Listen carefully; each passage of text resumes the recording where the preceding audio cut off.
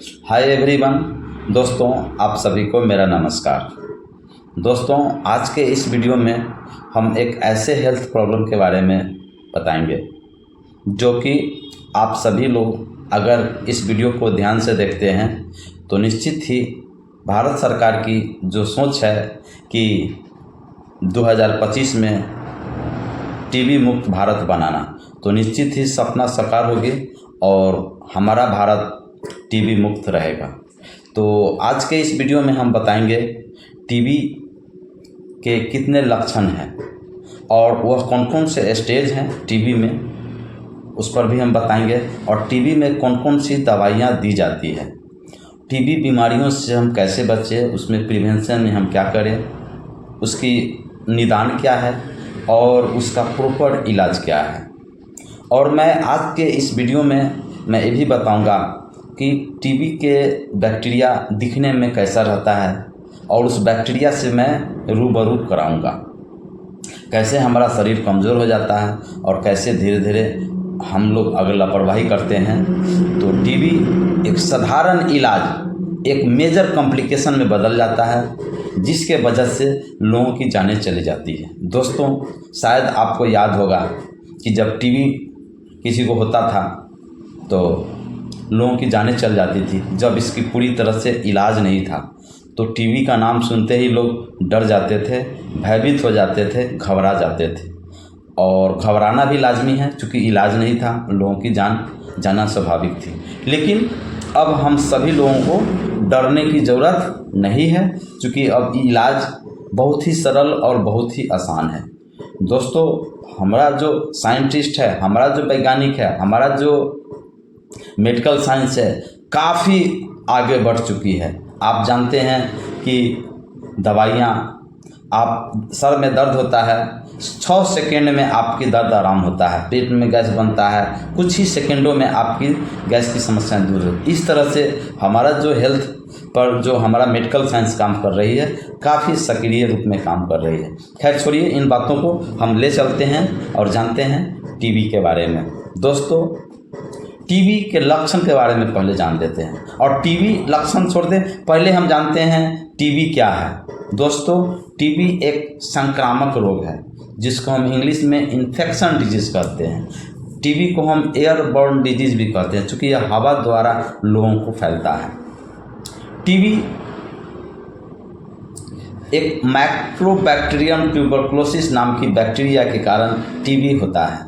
और टीबी शरीर के किसी भी अंगों में हो सकता है। सिर्फ 2 ऐसे अंग हैं जहां पर टीबी कभी नहीं होता है, क्योंकि वहां ब्लड सप्लाई नहीं होता, इसलिए वहां टीबी नहीं होता है। इसमें पहला होता है नेल, जिसको हम नाखून कहते हैं, और दूसरा होता है हेयर, जिसको हम बाल कहते हैं। वहाँ 2 जगह टीबी छोड़ करके शरीर के सभी अंगों में टीबी हो सकता है और होता है। और टीबी जो ज़्यादातर टीबी यानी कि 80% टीबी पल्मोनरी टीबी होता है, फेफड़े के टीबी होता है, लंग्स की टीबी होता है, छाती की टीबी होता है।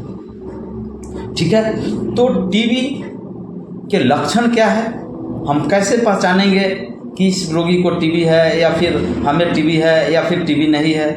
तो दोस्तों, जिसमें पहला लक्षण है, अगर किसी व्यक्ति को 2 हफ्ता 3 हफ्ता या फिर उससे अधिक दिनों से खांसी हो, लगातार खांसी हो, और खांसी को ठीक करने के लिए कई एक दवाओं का आपने इस्तेमाल किया है, कई एक एंटीबायोटिक्स आपने खाए हैं, कई एक कफ सिरप आपने खाए हैं, उसके बावजूद भी आपका खांसी नहीं जाता हो, ऐसे में आपको टीबियाँ हो सकती है। दूसरा लक्षण है रोगी को बुखार होना, है ना, बुखार होना। बुखार को भी ठीक करने के लिए पैरासीटामोल खाए, एंटीबायोटिक खाए, फिर भी आपकी नहीं जा रहा है। सर में दर्द होना, ठीक है, बड़िए होना, पूरे देह हाथ में दर्द होना, थकान महसूस होना, भूख नहीं लगना, उसके बाद आपको कमजोरी होना, ठीक है, सर में चक्कर आना, और कभी कभी आपको पेशाब करते समय पेशाब से खून आना, बलगम में यानी कफ में खून आना। यह सारी लक्षण अगर आ जाता है तो आप 100% टीबी रोग से आप ग्रसित हो जाते हैं। तो ये हुआ। और रोगी को जब देखेंगे कि टीबी वाले रोगी में जब उसको बुखार लगेगा तो शाम के समय उसको पसीना चलेगा, खूब पसीना, और बुखार कोई ज़्यादा नहीं रहता, 104 105 नहीं रहता है। बुखार ज़्यादा रहेंगे तो 100 101 102 के आसपास में, और मरीज को कंपन भी होता है, आप देखेंगे थरथराएगा, ठंडा लग कर के बुखार लगेगा। इस तरह से साइन एंड सिम्टम्स लक्षण टीबी वाले रोगी में देखे जाते हैं। दोस्तों, टीबी फैलता कैसे है, काफ़ी आपको उत्सुकता होगी इस बारे में जानने के लिए। तो अगर कोई संक्रमित व्यक्ति के खांसने से, छींकने से, गले मिलने से, आपसी संपर्क से, गीत गाने से यह फैलता है, क्योंकि इसका बैक्टीरिया जब आप छींकते हैं, खांसते हैं, तो इसकी जो बैक्टीरिया जो संक्रमित व्यक्ति के द्वारा जब बाहर निकलता है, वातावरण में जाता है, तो वह जो बैक्टीरिया हवा में तैरता है, हवा के रंग में रहता है। अनुकूल समय आने पर, यानी कोई भी व्यक्ति उसके संपर्क में जाएंगे तो उसे भी टीबी बीमारियां हो जाएगी। क्योंकि अगर एक वो टीबी किसी समाज में, किसी गांव में अगर हो गया तो मुख्य रूप से ज़्यादातर देखा गया है कि वहाँ 4-5 केसेस टीबी की रोगी मिल ही जाते हैं। टीबी ज़्यादातर कहाँ होने की संभावना अधिक होती है?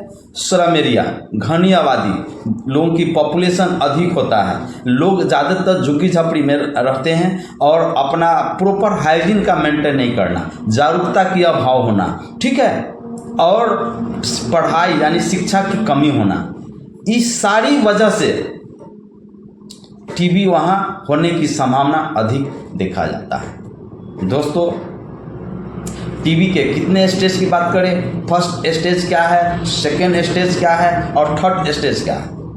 तो टीबी का फर्स्ट स्टेज आप जान लीजिए, जो कि फर्स्ट स्टेज होता है रोगी को बुखार होना, है ना, हड्डियों में हल्का दर्द होना, हल्का थोड़ा सीरन होना, दर्द होना, ठीक है, मांसपेशियों में दर्द होना, ठीक है, सर में दर्द होना, यही एक सामान्य लक्षण आते हैं जो कि फर्स्ट स्टेज है।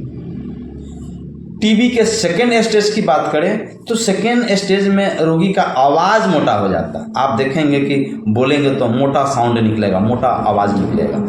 दूसरा होता है कि उनमें बैक्टीरिया, इस हड्डियों में दर्द होना, आवाज़ मोटा होना, हड्डियों में दर्द होना, ठीक है।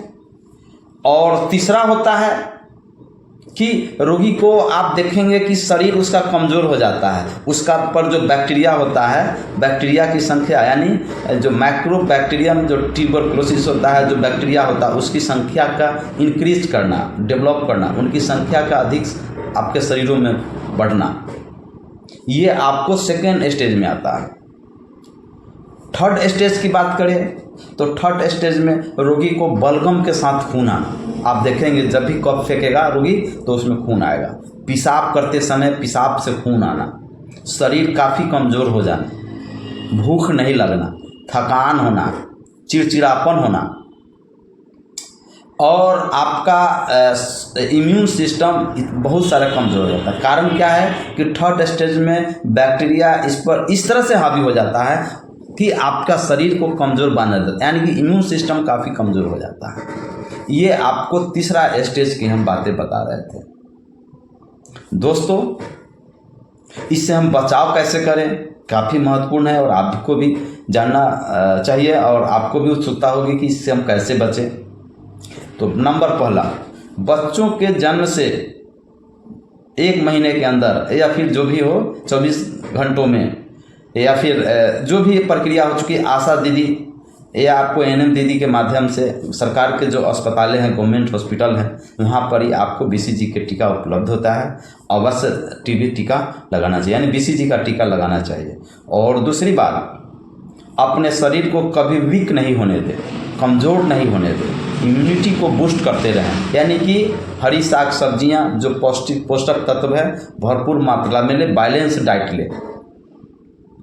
और तीसरा है कि आप प्रॉपर हाइजीन मेंटेन करें, यानी कि व्यक्तिगत स्वच्छता पर आपको ध्यान देने की ज़रूरत है। और चौथा है कि आपके घर के आसपास गंदगी है ना, कचरा लगा हुआ है और लंबे समय से पड़ा हुआ है, ऐसे में उसको पनपने नहीं दे, उसको अच्छी तरह से साफ करें। आपके घर में, आपके आसपास में, आपके बथान में, आपके दलानों में गौशाला है, उससे भी अच्छी तरह से साफ सफाई रखना चाहिए। और आप अपने साफ सफाई रखते हुए आपके जो पड़ोसी है उससे भी निश्चित रूप से अवगत कराएं इस बीमारियों के बारे में कि अगर साफ सफाई नहीं रखते हैं तो बीमारियां किसी को भी हो सकता है, तब वो निश्चित रूप से साफ करेंगे। अगर आप डायरेक्ट वे में कहते हैं यार तुम ही साफ करो, तुम ही साफ करो, तो आपसे गलत फेज में आपसे बात करने में, क्योंकि मैं जानता हूँ कि पड़ोसी को हमेशा आपको उल्टा समझ में आता है। सबों के साथ ऐसा नहीं होता है, और ख़ास करके रूरल क्षेत्रों में, ग्रामीण इलाकों में जहाँ श्रम बस्ती है, लोग समझते नहीं है ना, जानकारियाँ की अभाव होती है, जागरूकता की अभाव, शिक्षा की कमी होती है, इसलिए वह ऐसी बातों को बोलते हैं। दोस्तों, अब हम इलाज की बात करें, इसमें कौन कौन सी दवाइयाँ दी जाती है। तो नंबर 1 आइसोनियाजाइड, एक एंटीबायोटिक्स है जो बैक्टीरिया को मारने के लिए दिया जाता है। नंबर 2 रिफाम्पिसिन, ठीक है। नंबर 3 पायरिजिनामाइड। नंबर 4 इथाम्बुटोल। ये 4 ऐसी एंटीबायोटिक्स हैं जो कि इसको दिया जाता है। यह 4 से 6 महीना में फर्स्ट स्टेज में अगर टीबी है फर्स्ट फेज में, तो निश्चित ही 100% क्योर हो जाता है, ठीक हो जाता है, ठीक है। और बहुत सारे ऐसे उसमें जिसे भूख नहीं लग रहा है तो जैम दिया जाता है। लीवर की वो तो डिपेंडेंट करता है कि मरीज़ का कंडीशन कैसा है, पैरासीटामोल दिया जाता है ना। इस विटामिन्स की दवाई दी जाती है, कुछ एंटीबायोटिक्स जैसे लीवोफ्लॉक्सासिलिन दिया जाता है। इस तरह से पेशेंट के जो समस्याएं हैं, जो कॉम्प्लिकेशंस हैं, जो उनकी जांच के रिपोर्टें हैं, चूँकि उसमें हीमोग्लोबिन भी कमता है और आपका टीबी के मरीज़ की में भी शरीर काला पड़ जाता है, ठीक है। तो यह सब मरीज़ की जो समस्याएँ होती है उसके डायग्नोसिस किया जाता है। तो दोस्तों, मेरा उद्देश्य था कि आपको जानकारियाँ देना, लेकिन अगर आपको किसी भी तरह से कोई भी हेल्थ इशू हो तो ऐसे में खुद से सेल्फ मेडिकेशन नहीं लेना चाहिए, ठीक है। इसके लिए आपको पेशेवर चिकित्सक से आपको मिलना चाहिए। ऐसे में आप अच्छे डॉक्टर से आपको सलाह लेकर के आपको इलाज कराने की जरूरत पड़ती है। और दूसरी बात है दोस्तों, बहुत सारी बीमारियां हैं जिसको एक ही नाम होता है, लेकिन टीबी एक ऐसी बीमारी है जिसको कई एक नामों से जाना जाता है, जिसको हम तपेदिक भी कहा जाता है, क्षय रोग भी कहा जाता है ना, यात्मा भी कहा जाता है, टीबी भी कहा जाता है और ट्यूबरकुलोसिस भी कहा जाता है। यानी कि 5 नाम से पुकारा जाता है। इसके बाद शरीर में बोन टीबी होता है ना, मसल्स टीबी होता है, ब्रेन टीबी होता है ना। इस तरह से कई एक टीबी आपके बॉडी में जो सिस्टम है, आपके बॉडी में जो अंगे हैं उसमें हो जाता है। दोस्तों, टीबी खतरनाक कब हो जाता है? टीबी खतरनाक जब रोगी समझता है, जैसे किसी रोगी को फर्स्ट फेज में टीबी हुआ, रोगी 2 महीना दवाई खाया, रोगी को 80% अपनी समस्याओं से उसको निजात मिलता है, राहत मिलता है। उसके बाद रोगी को सोच बनता है, अरे हमें तो अब ठीक हो गया, डॉक्टर्स फालतू में दवाइयाँ खिला रहे हैं, हमें दवाई खाने की ज़रूरत नहीं। अपना दिमाग यूटिलाइज करने लगते, अपना दिमाग अप्लाई करने लगते हैं, जिसके वजह से रोगी दवाई छोड़ देते हैं, दवाई ना कर देते हैं। वही धीरे धीरे सेकेंड स्टेज में चल जाते हैं, थर्ड स्टेज में चल जाते हैं, इसलिए वह XDR MDR में बदल जाता है, जो कि वह काफ़ी खतरनाक होता है। और वह दवाई खाते खाते लगभग लोगों की जानें चल जाती है। लेकिन जो व्यक्ति को डॉक्टर्स प्रिस्क्राइब करते हैं, दवाइयाँ देते हैं और उनको जो सलाह दी जाती है, उस सलाह को अगर मानते हैं और उसी गाइडलाइंस के आधार पर, यानी उसी प्रिस्क्रिप्शन के प्रोटोकॉल के आधार पर जब वह दवाई खाते हैं, तो पूरी तरह से टीबी से छुटकारा मिलता है और वह स्वस्थ जिंदगी जीता है। इस तरह से दोस्तों टीबी के लक्षण है, टीबी के से बचाव का साधन है और टीबी के बीमारियों का इलाज है, और फर्स्ट स्टेज, थर्ड स्टेज। मैं इस वीडियो में आपको बैक्टीरिया से भी रूबरू कराऊंगा और मैं आपको बताऊंगा बैक्टीरिया दिखने में कैसा रहता है। तो आशा करता हूं कि यह वीडियोज़ आपको काफ़ी अच्छा लगा होगा और आपको नई नई चीज़ों की जानकारियाँ आपको प्राप्त हुई होगी। तो अगर मेरा वीडियो आपको पसंद आया है तो आप लाइक ज़रूर करें और सब्सक्राइब करना नहीं भूलें, और एक अच्छा कमेंट्स लिखें कि मेरा वीडियो आपको कैसा लगा, ताकि हमें हौसला अफजाई हो और मैं हेल्थ वीडियोज़ आपके बीच लेकर के आता रहूं और मैं आपको जागरूक करता रहूं, आपको जानकारियाँ देता रहूं। तो आप सभी से विदा चाहता हूँ। फिर अगले दिन एक अच्छी नई वीडियो के साथ हेल्थ संबंधित जानकारियाँ देने के लिए मैं फिर आऊँगा। तब तक के लिए bye bye. Thank you very much.